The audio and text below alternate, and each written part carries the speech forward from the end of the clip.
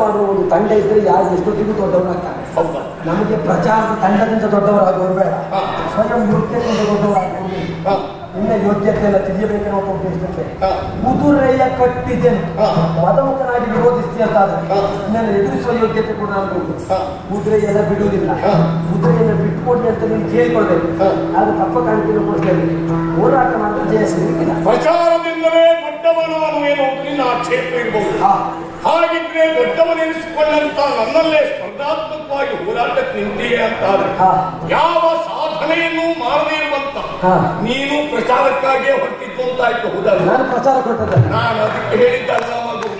ಚಿಕ್ಕವಾಗಿ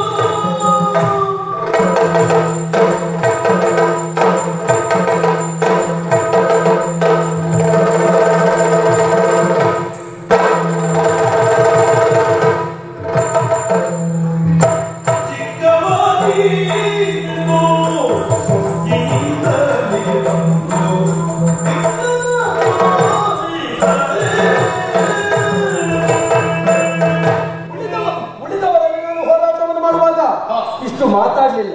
ನಿನ್ನೆಲ್ಲ ಕಂಡಾಗ ಇಷ್ಟು ಮಾತಾಡುವುದಕ್ಕೆ ಮುಂದಾದದ್ದು ಯಾಕೆ ಗೊತ್ತಾ? ಒಂದು ಮಾತು ಕೇಳಿದ್ದೀಯ, ಸಗಣಿ ಹೊತ್ತವನಲ್ಲಿ ಸರಸವಾಡುವುದಕ್ಕಿಂತ ಗಂಧ ಹೊತ್ತವನಲ್ಲಿ ಗುದ್ದಾಡುವುದೇ ಹೆಸರತೆ. ಅನುಭವದ ಆಗರವಾಗಿರುವಂತಹ ಈ ಪಾರ್ಥನಲ್ಲಿ ಹೀಗೆ ಕೆಳಗಿದ್ರೆ ಅನುಭವದಲ್ಲಿದ್ದಂತಹ ಸುದೀರ್ಘವಾದಂತಹ ಅನುಭವದ ಒಂದೆರಡು ಎಳೆ ಹೊರಗೆ ಬಿದ್ರೆ ನಮ್ಮ ಜೀವನಕ್ಕೆ ಮುಂದೆ ಅನುಕೂಲ ಆಗ್ಲಿಕ್ಕಿಲ್ವ? ನಿನ್ನ ಧ್ವನಿಯ ಅರ್ಥವೇ ನಾನು ಆಕ್ಷೇಪಿಸಿದ್ದಲ್ಲ. ನನ್ನಂತವನ ಒಡನಾಟವು, ನನ್ನ ಅನುಭವದ ಮಾರ್ಗದರ್ಶನವು ನಿನ್ನ ಬದುಕಿಗೆ ಬೇಕು ಅಂತ ಆದ್ರೆ ನೀನು ಬದುಕುಳಿಬೇಕೋ ಬೇಡವೋ? ಬದುಕೇ ಹೊರಗೆ ಅನುಭವ ಕೇಂದ್ರದಲ್ಲೇ ಉಂಟು. ಇದಕ್ಕೂ ಹೆಚ್ಚಿನ ಗೌರವ ಕೊಡ್ತಿದ್ದೆ. ಗೌರವ ಕೊಡುವ ಸ್ಥಾನದಲ್ಲಿ ನಾನಿಲ್ಲ. ಮತ್ತೆ ನಿನ್ನ ಅನುಭವವೇ ಕೇಳಿದ್ದೆ ಯಾಕೆ ಗೊತ್ತಾ? ಒಂದು ಕಾಲದಲ್ಲಿ ಹೇಳು ಹೆಸರಿಲ್ಲದ ಪಾರ್ಥ ಇವತ್ತು ಪ್ರಪಂಚದಲ್ಲಿ ಪ್ರಚಾರಕ್ಕೆ ಬಂದು ಅದ್ವಿತೀಯ ಬಿಲ್ಲುಗಾರ ಅಂತ ಹೆಸರನ್ನು ಪಡೆದವನಿದ್ದಾನೆ. ಯಾವುದೇ ವ್ಯಕ್ತಿಗಳು ನಮ್ಮನ್ನು ಎದುರಿಸುವುದಕ್ಕೆ ಬಂದಾಗ ನಾವು ತೊಂಡಿ ಆಗದೆ ಬಿಸಿ ಆಗಬೇಕಿದ್ರೆ ನಿನ್ನೊಂದು ಗ್ರಹ ಬೇಕು. ಒಂದು ಸತ್ಯ ತಲುಪು, ಅತಿ ಥಂಡಿ ಆದರೂ ಉರಿಯು ಉಷ್ಣ ಆಗ್ತದೆ. ನೆನಪಿರಲಿ, ನಾವು ಇಷ್ಟು ಥಂಡಿಯಾಗಿರುವುದು ಕಾರಣ ಏನು ಗೊತ್ತುಂಟ? ಇದು ಉಷ್ಣ ಯಾರದೇ ಹೋಗ್ಲಿ ಎನ್ನುವಂತ ಉದ್ದೇಶ. ಮಗು ಏನು ಪುಟ್ಟವಾಗಿ ದೊಡ್ಡ ಮಾತಾಡಿದೆ. ಅರ್ಜುನನ ಅನುಭವವನ್ನು ಚೆನ್ನಾಗಿ ತಿಳಿದವ. ನಾನು ನಡೆದು ಬಂದಂತ ಬದುಕಿನ ದಾರಿ ನಿಮಗೆ ಗೊತ್ತಿದೆಯೋ ಇಲ್ಲ? ಒಂದೇ ಮಾತಿನಲ್ಲಿ ಹೇಳುವುದಿದ್ರೆ ಈ ಕ್ಷೇತ್ರದಲ್ಲಿ ನಾನು ಉಪ್ಪು ತಿಂದಷ್ಟು ನೀನು ಅನ್ನ ತಿಂದಿಲ್ಲ. ಅದರ ಅರ್ಥ ನೀನು ಪ್ರೇತಿದ್ದಿ ಅಂತಲ್ಲ, ಬದುಕಿದ್ದೇನೆ ಅಂತ ಅರ್ಥ. ನಿನ್ನ ಅನುಭವ ಸಣ್ಣ ನನಗೊತ್ತು ಸಮಸ್ಯೆ ಅಲ್ಲ. ನೀನು ಉಪ್ಪೇ ಅಷ್ಟು ತಿಂದ್ರೆ ಉಳಿದದ್ದು ಎಷ್ಟು ತಿಂದಿರ್ಬೋದು? ಮಾತ್ರ ಅಲ್ಲ, ನಿನ್ನಂತವ ಒಬ್ಬ ಇಲ್ಲಿ ಸಿಕ್ಕಿರಬಹುದು, ನಿನಗೆ ಅರ್ಜುನಂತ ಒಬ್ಬನೇ ಸಿಕ್ಕಿರಬಹುದು. ಆದ್ರೆ ನನ್ನಂತವನಿಗೆ ಹಲವು ಕ್ಷೇತ್ರದಲ್ಲೆಲ್ಲ ನಿನ್ನಂತವರಾಗಿ ಸಿಕ್ಕಿದ್ದಾರೆ. ಎಂತೆಂತವರೆಲ್ಲ ಸಿಕ್ಕಿದ್ದಾರೆ ಗೊತ್ತುಂಟ? ಎಂತೆಂತವರ ಸಿಕ್ಕಿರ್ಬೋದು. ಅದನ್ನೇ ವ್ಯಕ್ತಿ ಆಗಿದ್ದು ನಾನು. ಗುಣಕ್ಕೆ ಮತ್ಸರವಿಲ್ಲ ಮಗು. ನೀನು ಮಾಡಿದ ವ್ಯವಹಾರಕ್ಕೂ ನಾನು ಮಾಡುವ ವ್ಯವಹಾರಕ್ಕೆ ವ್ಯತ್ಯಾಸ. ನನ್ನ ಹಿರಿತನ, ನನ್ನ ವ್ಯಕ್ತಿತ್ವ ಅನುಭವದ ಅಡಿಯಲ್ಲಿ ಚಿಕ್ಕವ ನೀನು. ಚಿಕ್ಕವನಾದಂತ ಏನು ಸುಕ್ಕಿನಿಂದ ಮುಂದುವರೆದಂತಾದ್ರೆ ಖಂಡಿತವಾಗಿಯೂ ಜಯ ಎನ್ನುವುದಕ್ಕೂದೇ ಇಲ್ಲ. ಬಾಳಿ ಬದುಕಬೇಕಾದವನಿಗೆ ಬ್ರಹ್ಮನೋ ವಿಷ್ಣುವೋ ಮಹೇಶ್ವರೋ ಅಂತ ಕೇಳಿದೆಲ್ಲ. ನಿನ್ನ ಭಾಗಕ್ಕೆ ಎಲ್ಲವೂ ನಾನು ಆಗ್ತೇನೆ. ಯುದ್ಧಕ್ಕೆ ಮುರಿದು ನಿಂತೆ ಅಂತಾದ್ರೆ ನಿನ್ನೊಂದಿಗಿನ ಹೋರಾಟದಲ್ಲಿ ಜಯ ಎನ್ನುವಂತಹ ಸೃಷ್ಟಿಯನ್ನು ನಾನು ಮಾಡ್ತೇನೆ. ಮಾಡಿದು ನನ್ನ ಮಾತನ್ನ ಕೇಳಿ ಕುದುರೆಯನ್ನ ಬಿಟ್ಟು ಕಪ್ಪ ಬಣ್ಣ ಕೊಟ್ಟಿಯೋ ಹರಿಯ ಹಾಗೆ ನನ್ನ ಪಾಲನೆ ಮಾಡ್ತೇನೆ. ಈ ಪ್ರಸಂಗದಲ್ಲಿ ಯಾವ ತೀರ್ಮಾನ ತಗೊಂಡ್ರು ನನಗಂತೂ ಅಷ್ಟಿಲ್ಲ. ಯಾಕೆ ನಾನು ನಿನ್ನಲ್ಲಿ ಗೆಲ್ಲದೆ ಇದ್ದು ನನಗೇನು ಬೇಸರ ಇಲ್ಲ. ಸೋತದಿದ್ರೆ ಯಾರ ಹತ್ರ? ಪಾರ್ಥನಲ್ಲಿ ಸೋತದ್ದು. ಬಿಟ್ಟು ಕೊಟ್ರೆ ಯಾರಿಗೆ? ಪಾರ್ಥನಿಗೆ ಕೊಟ್ಟದ್ದು. ನಮಗೆ ಕೆಲವೊಮ್ಮೆ ದುರ್ಮ ಸಂಕಟ ಆಗುವುದೇ ಅದು. ನಾವೇನಾದ್ರೂ ನಿಮ್ಮನೆಲ್ಲ ವ್ಯವಸ್ಥೆಗೆ ಹೋದ್ರು ಉಳಿದವರು ಹೇಳ್ತಾರೆ ಅವಂತೂ ಹುಡುಗ ಹಾಗೆ ಮಾಡಿದ, ಇವು ತಿಳುವಳಿಕೆ ಇದ್ದು ಹೀಗೆ ಮಾಡಬಾರ್ದು ನಮ್ಮನ್ನೇ ಆಕ್ಷೇಪ. ನಾವೇನಾದ್ರೂ ಬೆಟ್ಟು ತಿಂದೆವೋ ನೋಡ ಅಷ್ಟು ಅನುಭವ ಹೊಂದಿದ್ರೆ ಇಷ್ಟು ಕಾಲದಿಂದ ಇಲ್ಲಿ ಇದ್ದವ ಅವನ ಕೈಯಲ್ಲಿ ಸೋತೋದಲ್ಲೋ ಆಕ್ಷೇಪ ನಮ್ಗೆ. ಎಲ್ಲಾ ವಿಭಾಗದಲ್ಲೂ ಬೆಟ್ಟು ನಮಗೆ ಬೀಳ್ತಾರೆ. ಹಾಗಾಗಿ ಅವಕಾಶ ಬರಬಾರದು. ಬಿಡು ಕುದುರೆಯಲ್ಲ.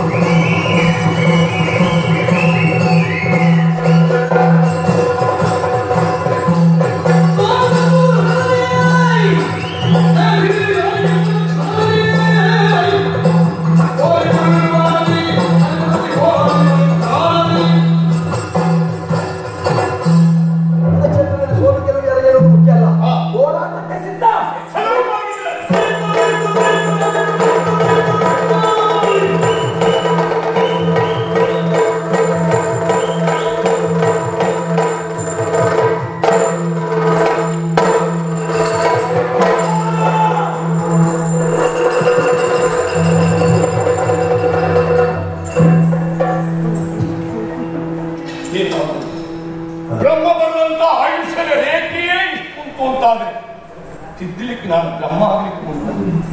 ಆರುವ ದೀಪಕ್ಕೆ ಪ್ರಕಾಶ ಹೆಚ್ಚು ಅಂತೂ ಈ ದೀಪ ಆರಿ ಹೋಗುವಾಗ ಒಳ್ಳೆ ಪ್ರಕಾಶಮಾನವಾಗಿಯೇ ಬೆಳಗಿತು. ಮಗಳನ್ನ ಕಳೆದುಕೊಂಡಂತ ನೀಲಧ್ವಜನ ಮುಂದಿನ ನಡೆಯೇ ನಿರೀಕ್ಷೆ ಮಗನಳಿಗೂ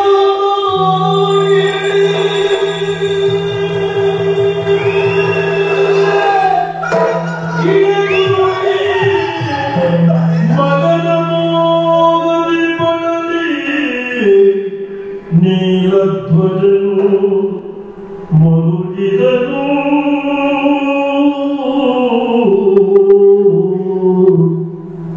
ಮುಗಿದುದೇ ಋಣಾನುಬಂಧ ಮಗನೇ.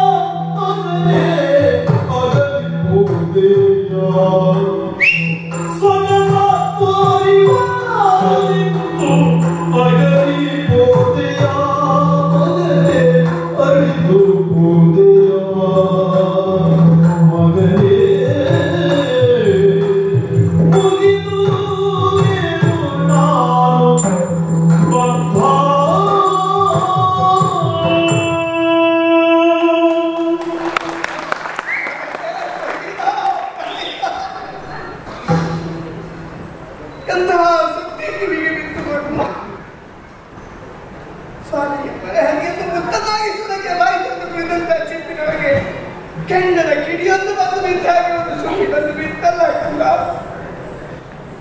ಆಗಲಿದೆ ನನ್ನನ್ನು ಬಿಟ್ಟು ಆಗಲಿದೆ ಅಷ್ಟೇ. ಎತ್ತರಕ್ಕೆ ಬೆಳೆದಂತ ಮಗ ಸರಿಯಾದ ಹೊತ್ತಿಗೆ ನಿನಗೆ ಮದುವೆ ಮಾಡಿದ್ದೆ. ಸಂತೋಷದಲ್ಲಿ ಇರಬೇಕು ನೀನು ಅಂತ ಭಾವಿಸಿದ್ದೆ.